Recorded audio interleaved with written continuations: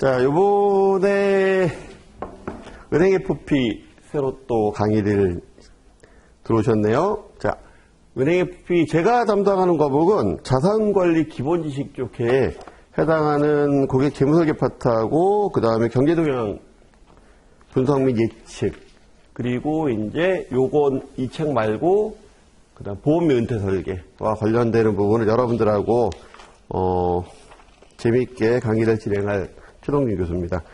전체적으로 시험이 어렵지는 않으실 거고요. 크게 어렵지는 않고, 그렇긴 하지만 과목들이 이것도 좀 만만치 않잖아요. 그 다음에 투자 쪽에 해당하는 과목들도 사실 외워야 될 것들도 많고 하다 보니까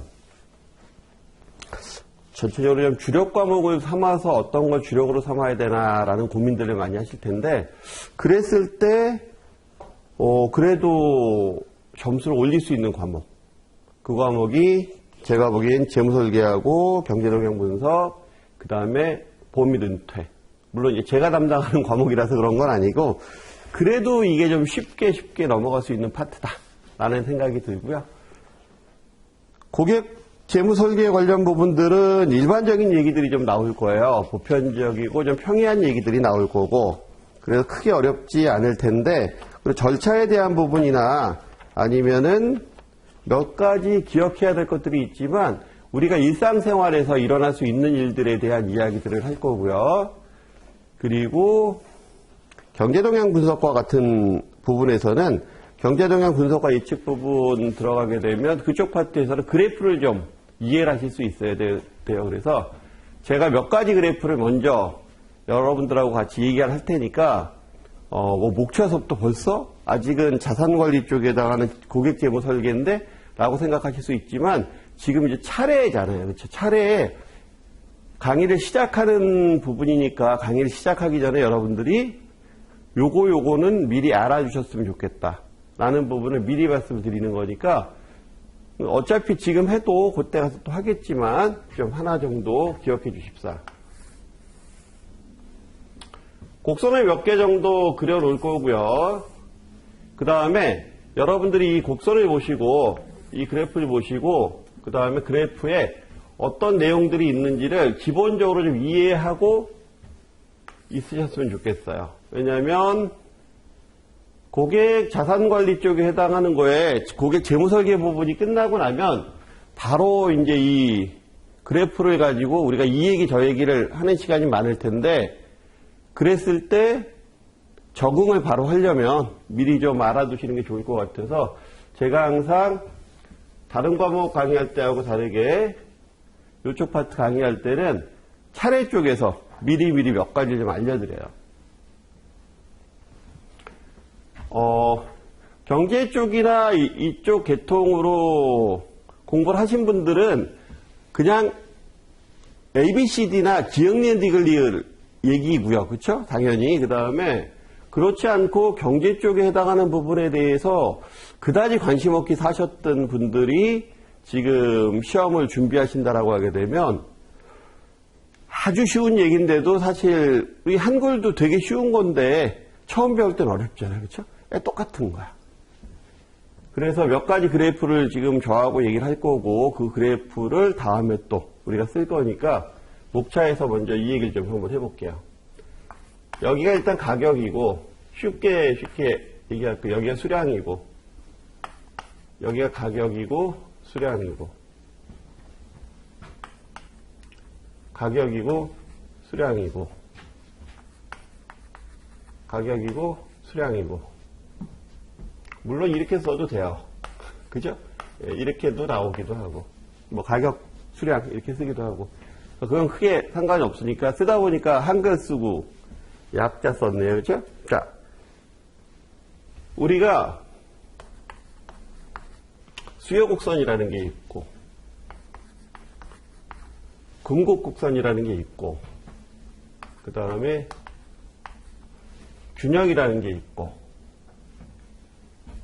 그 다음에 수요의 곡선의 이동이라는 게 있고, 곡선까지 표시해야 되겠다.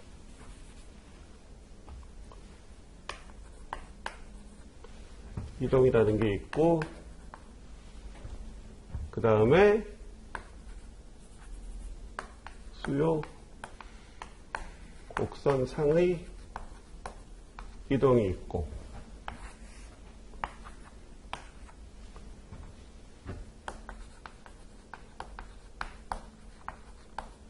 공급 곡선의 이동이 있고, 공급 곡선상의 이동. 되게 쉬운 거예요. 되게 쉬운 건데, 그 다음에 장기 공급 곡선이라는 게 있다라고 하게 되면, 그러면 이쪽에 있는 건 단기라고 생각하시면 되겠죠. 크게 보면. 일단 수요 곡선이다라고 했을 때 수요, 기본적으로 수요 곡선의 그래프는 이렇게 간다. 공급 곡선의 그래프는 이렇게 간다. 수요 곡선의 그래프가 이렇게 가고 공급 곡선의 그래프가 이렇게 가다 보니 여기에서 균형점이 생긴다. 수요 곡선의 곡선상의 이동은 곡선의 이동은 이렇게 일어나고, 수요 곡선의 곡선상의 이동은 이렇게 일어난다. 공급 곡선의 곡선의 이동은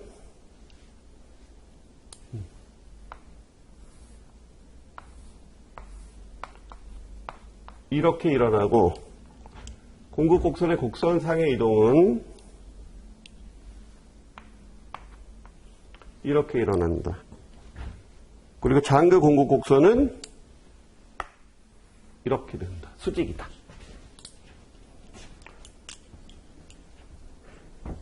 그래서 얘는 음의 관계에 있고 얘는 정의 관계에 있다. 요거는 좀 기억을 해주시고 지나가는 게 좋을 것 같아요. 제가 보기에. 아무리 목차하지만 경제동향 분석을 나중에 할 때 우리가 최소한 이 그래프는 볼 수 있어야 되기 때문에, 가격이 내려가면 수요는 증가하겠죠. 그러니까 가격이 내려가면 수요는 증가하니까, 가격이 올라가면 수요는 감소하겠지. 그러니까 이런 형태의 그래프를 갖고 간다라는 거지. 이게 수요 곡선. 가격이 내려가면 공급은 내려가겠지. 그죠? 가격이 올라가면 공급도 올라가겠지. 그래서 이런 그래프를 갖고 간다. 그래서 얘는 정의 관계, 얘는 음의 관계. 그러다 보니까 가격이 오르고 내리고를 하다가 어느 시점, 어느 일정 시점에서 균형이 된다. 이걸 우리가 균형 가격이라고 얘기한다라는 거죠. 그러면 이제 이 시점에서 균형 가격이 형성이 되고, 그 다음에 이 시점에서 이제 시장은 가격이 픽스가 되는데, 거기서 이제 나중에 우리가 좀 더 자세히 배우면 최저임금하고 이제 효율임금에 대한 이야기를 나중에 또 할 거고, 동일한 가격하에서 인구가 증가하게 되면, 인구가 증가하면 당연히 더 많은 물건이 필요하겠죠. 인구가 감소하면 더 적은 물건이 필요할 거야. 곡선이 이동을 했잖아. 단순히 가격과 수량과의 관계, 떨어지면 올라가면, 그래서 곡선 상의 이동이 일어나는 거야. 이건 곡선 상의 이동. 공급도 마찬가지. 생산이 늘면 가격 이외에 저것도 가격 이외에 다른 요인으로 생산이 늘면 생산이 줄면 같은 가격에서도 곡선의 이동은 일어난다라는 거. 이거는 곡선 상의 이동, 가격과 관련되는 거. 장기 공급 곡선은 수직의 형태를 갖고 간다는 거. 요거는 설명하는데 조금 시간이 걸리니까 요거는 그냥 기억을 하나 해주십사. 장기다라고 하게 되면 수직의 형태를 갖고 간다는 거, 기본적으로. 물론 아닌 경우도 있지만 우리 교재에서 나와 있는 범위에서는 그래프가 딱 요거 정도가 이해하게 된다. 요거 정도는 좀 알아두시고, 자, 그럼 재무설계 개론 쪽에, 재무설계 그 목차 쪽에 보시면 고객 재무설계에서는 재무설계 개요가 나오고요. 재무설계가 뭔지, 그 다음에 이 배경이 뭔지 같은 게 잘 나와요. 여기서는. 그래서, 사회 경제적인 배경도 있고, 그 다음에 인구 통계적인 배경도 있고, 소비자 의식의 변화에 의한 배경도 있는데, 그런 거에 안쪽에 보면은 이런 게 소비자 의식 변화하고, 이런 게 사회 경제적인 변화하고 하는 부분들을 하나하나 짚어주고 있는 것들이 시험에 잘 나오고, 그 다음에 자산관리사의 역할, 자산관리사의 역할에서는 여러 가지 자산관리사가 있는데, 자산관리사의 종류가 있는데, 또 은행 FP와 관련된 그런 부분들이 있으니까 간단하지만 그거가 나오고, 그 다음 재무설계 절차 같은 경우에는 6단계 프로세서가 있어요. 6단계 프로세서가 있어서 그 6단계 프로세서와 더불어서 각각의 세대별, 그러니까 20대, 30대, 40대, 50대, 뭐 아니면 자영업자다, 근로자다, 이런 계층, 전문직 종사자 이런 계층 간에 자산 관리가 어떤 니즈가 있고 어떤 특징이 있는지를 설명하는 거기 때문에 굉장히 쉬운, 어떻게 보면 되게 쉬운데 그걸 나랑 비교해 봤을 때 굉장히 어려울 수 있어요. 그러니까 예를 들어서 이런 거예요.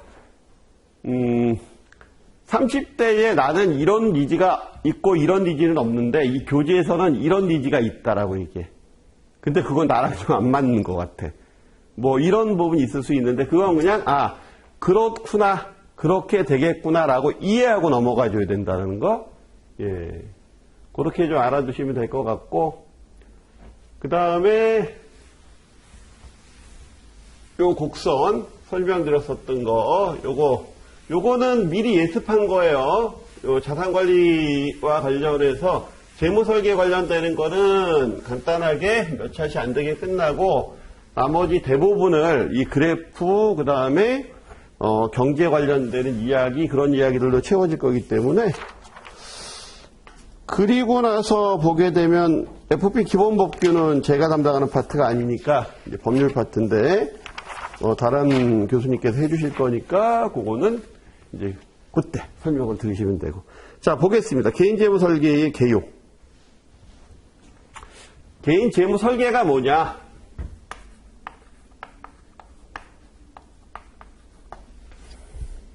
개자를 어떻게 읽겠습니다. 개인재무설계가 뭐냐? 거기 의의와 필요성과 역할이 나오는데 여기서는 학습 개요에 나와 있는 부분을 좀 읽어보실 필요가 있어요. 이 학습 개요가 이 파트는 굉장히 잘 정리가 되어 있고 사실 이 파트에서도 시험에 많이 언급이 되니까. 자, 볼게요. 개인재무설계란 개인이나 가게의 현재의 재정 상태를 검토, 그리고 개인이나 가게가 재무 목표를 달성하기 위해서 개인이나 가게의 재무적, 비재무적, 자, 목표 달성을 위해서 재무적, 비재무적 자원을 적절하게 활용하는 과정. 그러니까 과정이다라는 거지. 개인의 재무 목표 설정을 하고 그걸 달성하기 위한 재무적, 비재무적 과정이다. 그래서 쭉 읽어보시다 보게 되면 흔히 개인재무설계를 내려가서 보시게 되면 특정 계층이나 아니면 특정 상황이 닥쳤을 경우에만 필요한 것으로 생각하는데 개인재무설계는 일반적으로 필요한 내용이다라는 거예요. 특정한 상황이 아니고. 그래서 모든 상황에서 필요하다라고 인식하시면 되겠고, 그 다음 누구한테 필요할까요? 모든 사람한테 필요하겠지.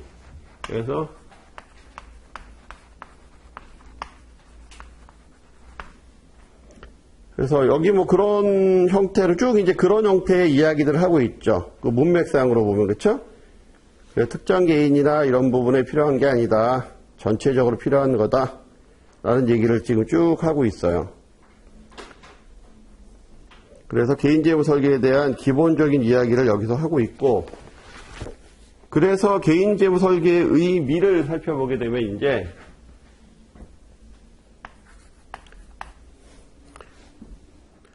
자, 그래서 보면 개인재무 설계란 앞에서 얘기했었던 얘기를 다시 한번 하고 있죠. 여기서 개인재무 설계란 바로 밑에 개인 및 가계의 재무적 비재무적 자본을 적절하게 관리하는 과정, 그렇죠? 적절한 과정이다. 그래서 흔히 사람들은 재무 설계와 재무 상담을 혼용해서 사용하는 경향이 있다. 그래서 이 부분이 또 중요해요. 재무 설계와 재무 상담의 차이점. 자, 보면 개인 재무 설계, 개인 재무 설계와 관련되는 경우에서는 상담과 좀 비슷한 부분이 있지만 상담이 문제에 대한 평가다. 제가 이런 문제가 있어서 이런 부분에 대해서 고민하느라고 상담하러 왔어요 라고 하는 그런 문제에 대한 평가다라고 하게 되면 개인 재무 설계는 목표부터 시작한다는 거죠. 목표. 그래서 어떤 문제점이 있어서가 아니라 목표를 세우고 비재무적, 재무적 관련되는 부분을 가지고 진행하는 과정. 요게 이제 차이점이 난다. 그래서 재무 설계와 재무 상담의 차이점 분명히 기억을 하셔야 되고요. 그 다음에 그 밑에 재무 설계, 개인 재무 설계 필요성. 얘가 왜 필요하냐? 개인 재무 설계가 왜 필요하냐? 라고 하게 되면 여기서는 이제 사회 경제적인 배경이 있고요.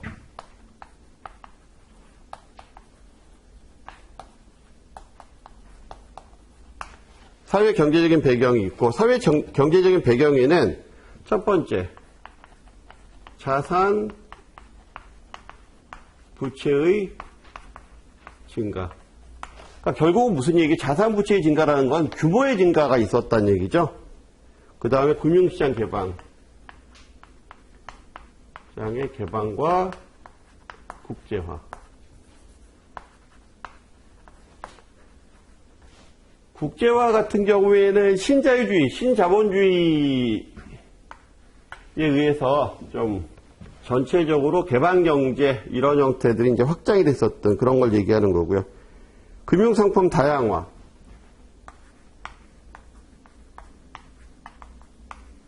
다양화. 그리고 법규 강화. 관련 법규가 강화된 것. 자, 우선 요거 먼저 살펴보게 되면 요게 세 가지가 사회 경제적인 변화에 해당하는 부분이다. 우리 시험에서는 사회 경제적인 변화, 그 다음에 인구 통계적인 변화, 그리고 소비자 의식 변화와 관련되는 부분들을 섞어놓고 이게 여기에 해당하는지 또는 여기에 속하는지에 대해서 많이 물어보거든요. 자, 자산부채의 증가다라고 하게 되면 기본적으로 고도성장 시대를 지나왔죠. 우리가 지금 현재. 그래서 아마 베이비붐 세대다라고 하게 되면 아마 단군 이래 최대의 지금 자산을 보유하고 있는 아마 그렇게 생각이 될 수 있을 정도로 지금 현재 우리나라가 경제적으로도 상당히 많이 성장이 돼 있는 상태인데 그러다 보니 부채도 그만큼 늘어나고 자산도 그만큼 늘어나고 그러니까 관리가 필요해졌다는 얘기야. 그렇게 늘어난 만큼에 대해 관리가 필요하다. 그래서 거기에 보시게 되면 세 번째 줄에 가계부채가 역대 최대치다라는 거죠. 자산도 최대치지만 부채도 최대치다. 그러니까 이거에 대한 관리가 상당히 필요하다라는 거고. 근데 그냥 관리하면 되겠느냐? 아니다. 이건 누가 관리해준다. 재무설계사가 관리를 해줘야 될 필요성이 점점 늘어나고 있다는 거고요. 그 다음에 또 하나는 금융시장의 개방. 국제화. 항상 나오는 게 금융시장 개방, 그 다음에 국제화, 그리고 노동시장의 유연성 이런 얘기가 나올 때 보면 항상 나오는 단어가 IMF예요. IMF. 물론 금융위기도 있지만 IMF. IMF가 터지고 나서 그 다음에 상당히 많은 변화가 있었죠. 상당히 많은 변화가 있었고 그 변화 중에 하나가 금융시장에 대한 개방도 있었고요. 그러면서 금융시장에 대한 개방도 있었지만 또 IMF가 터지면서 가장 힘들었었던 건 물론 개인도 힘들었지만 기업이 많이 무너졌잖아요. 그렇죠?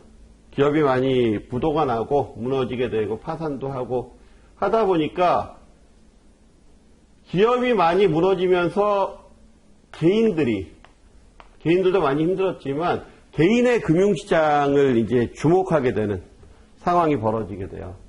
그래서 금융기관이 개인에 대해서 주목하기 시작하고 그러면서 일반 저금리 상황이나 이런 부분들이 닥치고 금융상품 자체가 굉장히 다양한 상품들이 개발이 되고 그래서 정기예금이나 정기적금만 가지고서는 이제 안 되는 시장이 되고 하다 보니까 개인 상품에 대해서 굉장히 다양한 기업 상품도 마찬가지지만 다양한 굉장히 시장의 상품들이 다양화돼요. 그리고 국제화되고 자, 그럼 상품이 굉장히 다양화되고 복잡화된다라는 얘기는 뭐가 또 필요해지냐라는 거냐면 상품에 대한 소비자 보호라는 부분이 또 이슈로 나오게 돼요. 그리고 뭐 파생 상품이나 옵션 상품이나 이런 상품들은 굉장히 상품이 복잡하기 때문에 그런 복잡한 상품들을 규율할 수 있는 이제 그런 법규들이 만들어지기 시작을 하고 그러면서 점점 간단히 보면 복잡하고 어려워지는 거죠. 과거에는 정기예금, 정기적금 뭐 이렇게 말하면 간단했었는데 복잡하고 어려워지다 보니까 개인이 해결할 수 있는 문제가 안 되는 거지. 이제 개인이 해결하지 못해. 그럼 누가 해결해줘야 돼? 이제 전문가의 개입이 필요해지는 그런 이제 상황이 된다라는 거예요. 그래서 거기 보시게 되면 금융시장 개방과 국제화에 대한 이야기 그리고 그 밑에 금융상품 다양화 및 금융 관련 법규 강화 거기 보면 맨 밑에 보시면 또한 일반 투자자를 위한 투자자 보호 제도가 강화되면서 금융 관련 법규도 더욱 세분화되고 그리고 강화됐다라는 거죠. 그래서 개인이 이를 파악하고 적용하기에는 한계가 있기 때문에 전문가의 도움이 필요해졌다. 그래서 요 테마를 항상 이야기하는 거죠. 이게 굉장히 중요한 이야기예요. 그래서 사회 경제적인 배경에서 보면 자산도 많이 늘어났고 경제 성장을 거치면서 부채도 상당히 늘어났다. 그렇기 때문에 관리가 필요하기도 하고 IMF를 거치면서 금융시장이 개방이 될 수밖에 없었죠. IMF에서 금융시장 개방하라 그랬으니까 개방하면서 국제화되면서 상품들이 굉장히 복잡해졌다는 거예요.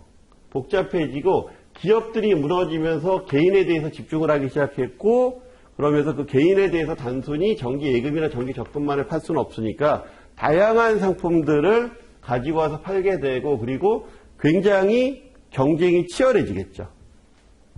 그러니까 점점 복잡해지고 어려워지는데 금융상품이 그렇게 다양화되고 있는데 그거 관련해서 일반 소비자 나중에 이제 금융소비자 보호와 관련해서 배우시겠지만 전문 금융소비자가 있고 일반 금융소비자가 있는데 일반 금융소비자 같은 경우에는 정부의 비대칭, 정보력이 부족하고 그다음에 교섭력이 부족하기 때문에 보호를 받아야 되는 상황이 된다라는 거죠. 그래서 그 보호를 받기 위해서 금융 관련 법규를 강화하고 그래서 소비자 보호를 위해서 법규를 강화하고 그다음에 상품을 많이 규율하는 그런 부분들로 변화 방향이 일어났다. 그러면 개인이 이걸 감당할 수 있느냐?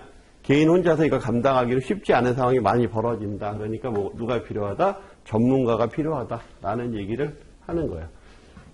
아마 금융기관에 가셔서 여러분들이 그 파생상품이나 아니면은 복합상품 같은 경우 나와 있는 거 설명드리면 일반적으로 관련 지식 없으신 분들은 거의 90% 못 알아들으세요.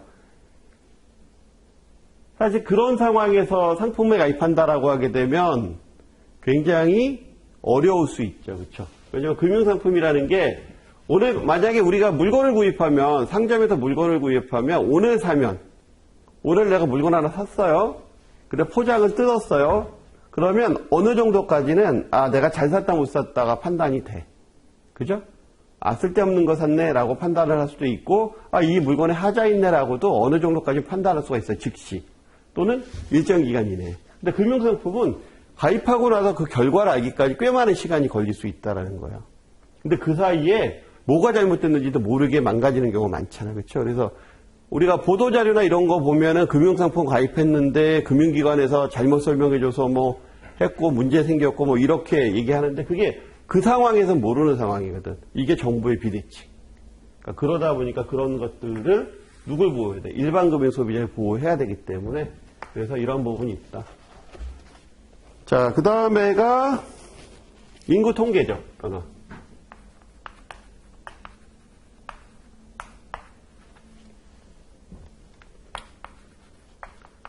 인구 통계적 배경에서 보게 되면 첫 번째 1인 가구 증가.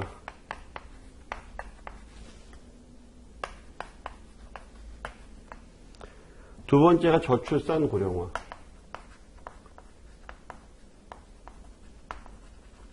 저출산과 고령화. 그래서 그 다음에 한 페이지 넘겨보시면 노동 환경의 변화.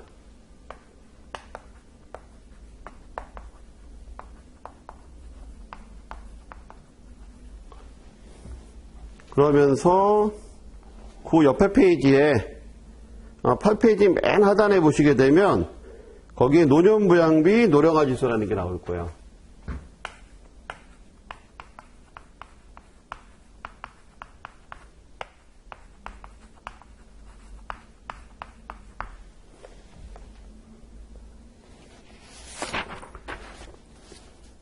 일 1인 가구의 증가.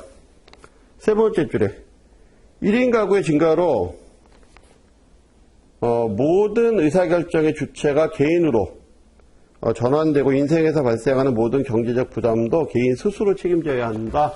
즉 과거의 대가족 시대에는 고민을 좀 덜 할 수 있었던 게 십시일반 서로 의논하고 뭐 이런 부분들이 많았다라는 거죠.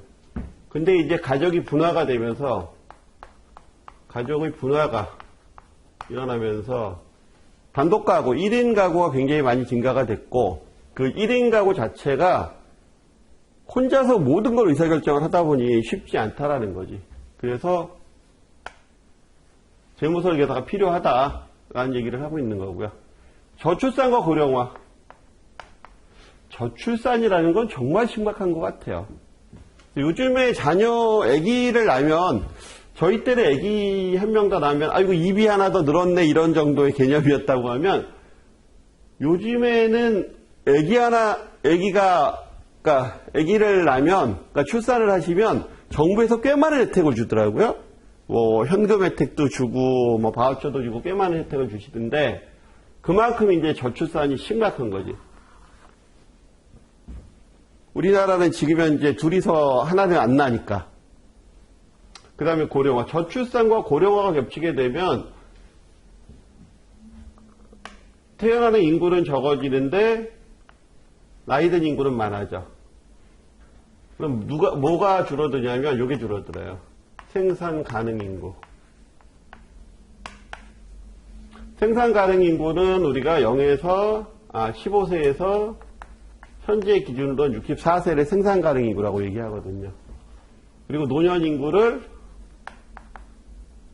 65세 이상을 노년 인구로 구분하고 그러면 0에서 14세까지를 우리가 유년 인구, 유소년 인구라고 얘기를 해요.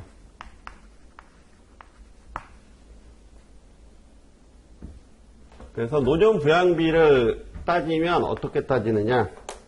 자, 돈 벌어서 상대방을 부양할 수 있는 능력이 있는 인구는 통계적으로 요 인구죠. 그죠? 생산 가능 인구.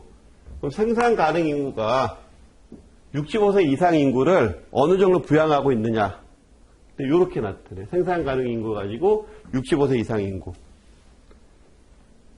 그 다음에 조금 더 확장해서 보면 0에서 14세를 이렇게 놔두고 이게 분자가 되는 거고 이게 분모가 되면 유년부양비가 돼요. 유년부양비. 그리고 0에서 14세와 노전인구 이 둘을 합치게 되면 그러면 0에서 14세 플러스 65세 이상 이걸 우리가 총부양비라고 얘기해요. 총부양비. 요거는 알아두셔야 돼요. 생산 가능 인구와 65세 이렇게 되면 노년부양비가 되는 거고. 요 공식 거기 나와 있죠. 그 다음에 유소년 인구 대 65세 이상 인구 이렇게 하면 유소년 인구를 분모로 놓고 65세 이상 인구를 분자로 놓으면 이게 노령화 지수가 되는 거예요. 이렇게 나온다. 자, 저출산과 고령화를 다시 한번 보게 되면 세 번째 줄에 0에서 14세 유소년 인구 및 15세에서 64세까지 생산 가능 인구는 지속적으로 감소한다. 그래서 노년부양비와 노령화 지수는 계속해서 어떻게 하고 있다? 계속해서 증가하고 있다라는 거죠. 심각하죠, 그러니까. 그래서 거기 보시게 되면 고령화 사회, 고령 사회, 그 다음 초고령 사회를 달성할 것이다 라고 나와 있는데 이 부분은 우리가 고령화, 고령, 초고령 사회는 2025년도 요 날짜도 좀 알아두세요. 거기 2000년대, 2000년, 그 다음에 2017년, 그리고 2025년. 그러면서 7, 14, 20도 참고적으로 좀 알아두시고. 그래서 65세 이상 인구, 전체 인구 중에서 65세 이상 인구가 7%를 넘어가게 되면 우리는 이걸 고령화 사회라고 얘기를 해요. 14%가 되면 고령, 화자 띄고 이제 화되는 게 아니고 이미 됐다라는 거지. 그 다음에 20% 이상 넘어가게 되면 초고령 사회라고 얘기를 합니다. 그 다음 맨 밑에 줄에 보시면 대부분의 사람들이 늘어난 평균 수명보다 오래 살 가능성에 대비해서 노후 준비의 필요성을 많이 느끼면서도 국민연금을 제외한 사적연금은 제대로 갖추지 못하고 있다. 우리가 통상적으로 가장 많이 얘기하는 게 3층 보장 제도거든요. 이렇게. 여기가 공적연금, 여기가 기업연금, 여기가 개인연금. 요거는 사실 굉장히 미미하죠. 어떻게 보면. 근데 기본적인 생활을 유지하기 위한 거고 나머지 요 부분이 제대로 갖춰져 있어야 되는데 이 부분이 제대로 갖춰져 있지 못하다. 노동환경의 변화. 글로벌화되고 그러면서 국제적으로 개방이 되고 IMF 이후에 그러면서 가장 많이 나오는 단어들 중에 하나가 요즘에 비정규직이죠.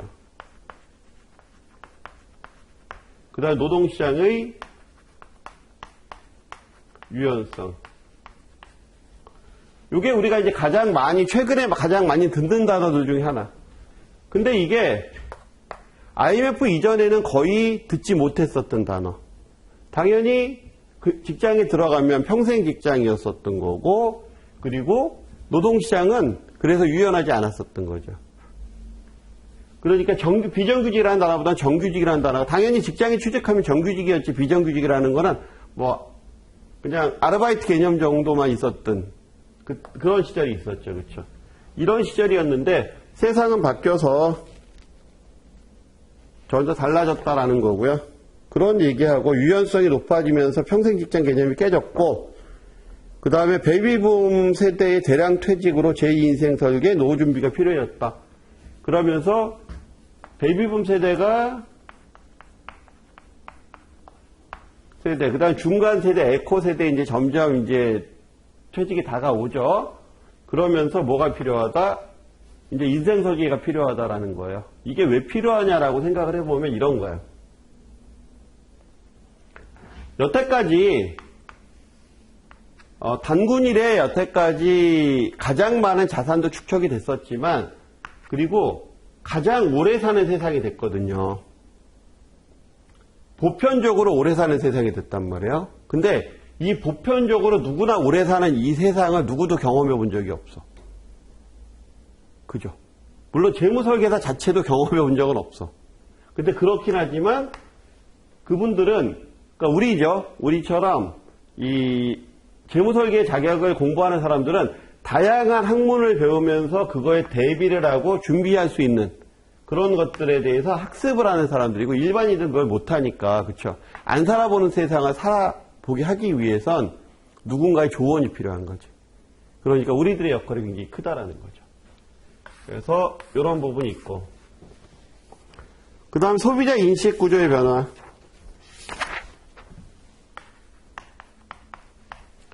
소비자 의식 변화. 소비자 의식 변화는 대단히 많이 된 것 같아요. 제가 1984년도에 은행에 들어갔었는데, 그리고 저도 한 30여 년 근무를 했고, 그리고 또 강의도 한 20여 년 이상을 했는데, 보면은 제가 금융기관에 처음에 들어갔을 때 소비자들은요,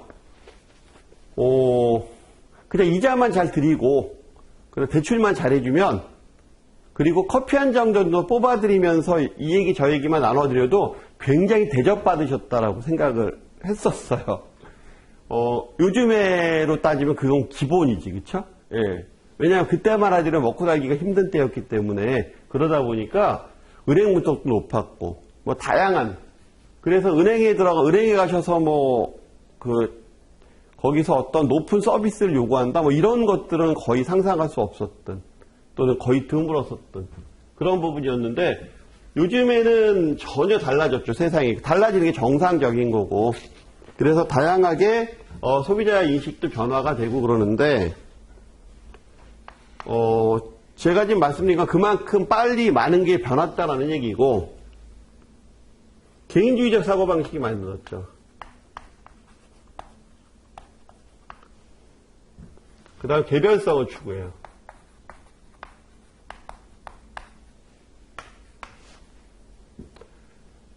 과거에는 제가 은행 근무하면서 고객들하고 이야기를 하다 보면 거기 사장님들도 계시고 그 다음에 개인분들도 계시고 하는데, 그분들이 대부분 뭐에 대해서 얘기했냐면, 제가 근무할 때, 초창기 근무할 때 80년대 초반만 하더라도 집단, 단체에 대한 얘기를 했어요. 조직에 대한 이야기.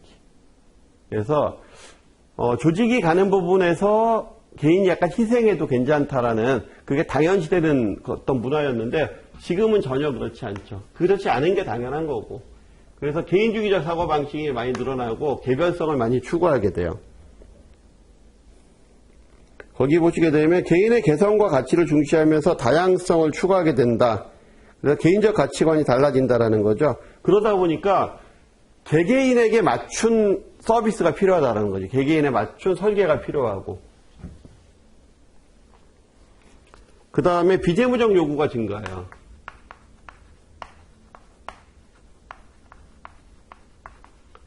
과거에는 먹고 살기만 했으면 됐다라는 거예요. 그래서 옛날에는 그런 거 있었잖아요. 이게 좋은 건 아니지만 지금 현재 세태가 어떻게 바뀌었는지가 굉장히 중요한 거니까, 옛날에는 직장을 구할 때 이런 개념이었다고 생각하시면 되죠. 그냥 입혀주고 먹여주고 재워주기만 해도 나는 일할 수 있다라는 그런 개념이었다라는 거죠. 근데 지금 그거는 당연한 거고, 당연히 그런 부분 당연한 거고, 그 다음에 나의 자존감을 높일 수 있는 그런 부분들을 요구하죠. 그렇죠. 그런 비재무적인 부분들이 상당 부분 증가했다. 그래서 가치의 중요성, 가치를 중시하는 소비자가 많아지고, 재무적인 면보다는 가족의 건강이나 생활의 질, 인생의 행복. 그래, 과거에는 돈만 주면 일하죠 라고 했는데 요즘엔 어때요? 제 개인 시간은 좀 어떻게 되죠? 요즘엔 그렇게도 물어보고, 그 다음에 퇴근한 다음에 그러면 자유시간. 옛날에 회식 문화 같은 경우에도 단체 위에서 오케이 오늘 다 남어 이러면 그냥 무조건 남았어야 되고 당연하다라고 생각했지만 아니잖아요. 그렇죠? 예, 그런 부분처럼 재무적인 요구뿐만이 아니라 비재무적인 요구도 굉장히 강화가 되는데 그럼 이 비재무적인 요구가 강화된다 해서 이거 그냥 지켜질 수 있는 거냐? 아니에요. 생활의 균형이라는 게 필요하거든. 이 균형을 잡아주기 위해선 설계라는 것도 필요해요. 전문가의 손길이 필요하다라는 거지. 그런 얘기들을 하는 거고요.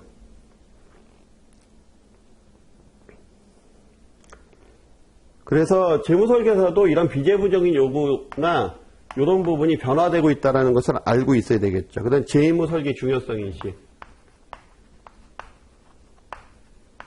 중요성 인식.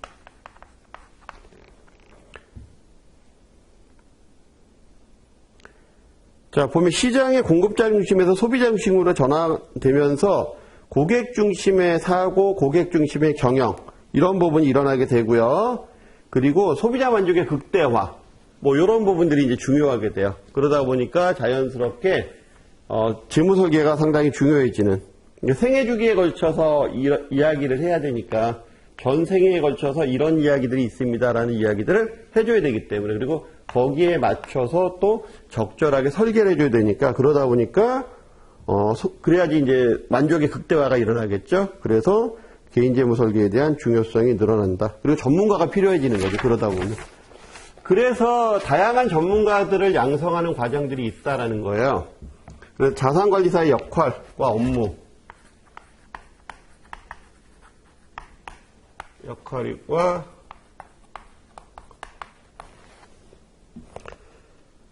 자, 평균 수명의 증가로 인해서 생애 주기에 대한 변화, 그리고 금융 환경의 변화, 그 다음에 개인의 변화, 개인의 일생 동안의 어떤 라이프 스타일에 맞춰서 재무 목표 수립. 그러니까 변화에 따라서 재무 목표를 잘 수립하고 실행하는 과정. 실행하는 이런 과정에 이 대단히 중요해졌다라는 거죠. 그래서 이걸 잘할 수 있도록 개인 재무 설계는 지식도 갖추고, 그렇죠? 지식도 갖추고 그 다음에 실제 사례를 응용할 수 있는 실력도 있어야 되겠지.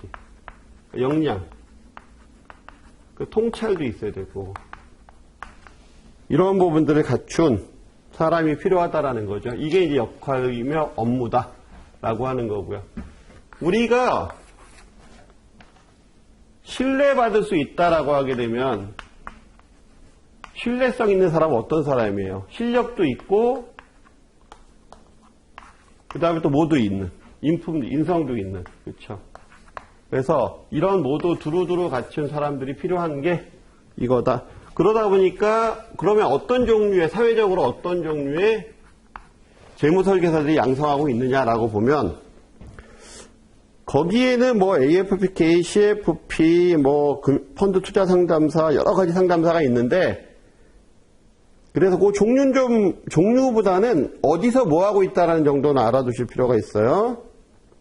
그래서 근데 그 중에서 가장 중요한 거 금융연수원의 자산관리사는 국가공인 자격이다라는 거죠.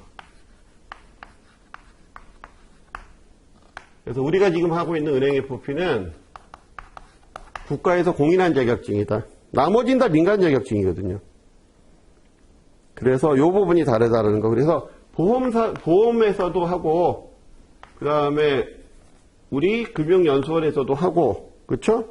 금융연수원에서도 하고, 그 다음에 FPSB라는 데서도 하고 있고, 그 다음에 금융투자협회, 투자협회에서도 각각 하는데 여러 가지 기관에서 하는 거. 요 기관에서 하는 자격이 어떤 것들이 있는지는 기억을 좀 해주세요. 그러면서 가장 중요한 거, 우리는 뭐다? 국가 공인 자격이다라는 거.